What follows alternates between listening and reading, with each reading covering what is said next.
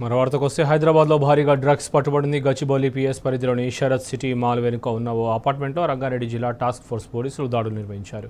UP మాజీ CS కుమారుడు వద్ద నుంచి పోలీసులు డ్రగ్స్ సీజ్ చేశారు. నిందితుడిపై పోలీసులు కేసు నమోదు చేసి విచారణ చేపట్టారు. యూపీ మాజీ సీఎస్ కుమారుడు కావడంతో పోలీసులు సీక్రెట్గా విచారణ జరుపుతున్నారు.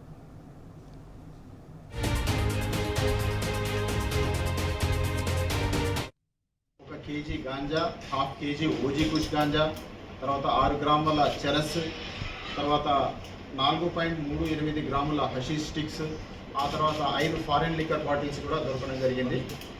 దాంట్లో 4 గోల్డ్ లెవెల్ బాటిల్స్ ఉన్నాయి, 1 సింగిల్ టన్ బాటిల్ ఉంది. ఈ అన్నిటి విలువ కలిపి గంజాయి మరియు ఇతర పదార్థాలు, స్టారు అన్నీ కలిపి 40 లక్షలకు పైగా ఉంటుంది.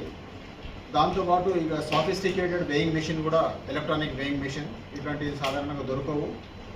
అట్లాంటివి, తర్వాత సిగార్ హోల్డర్స్, జాయింట్ హోల్డర్స్ కూడా ఇక్కడ దొరకడం జరిగింది. ఇందులో మొత్తం 4 ఉన్నారు.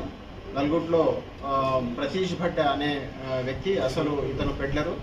ఇంతకుముందు కూడా ఈయన మీద ఒక కేసు ఉంది, అది ఉప్పల్ పోలీస్ స్టేషన్లో కన్జ్యూమర్ కేసు. అంతకుముందు గంజాయి కన్జ్యూమ్ చేస్తూ దొరికితే అప్పుడు కేసు అయింది ఉప్పల్ పోలీస్ స్టేషన్లో.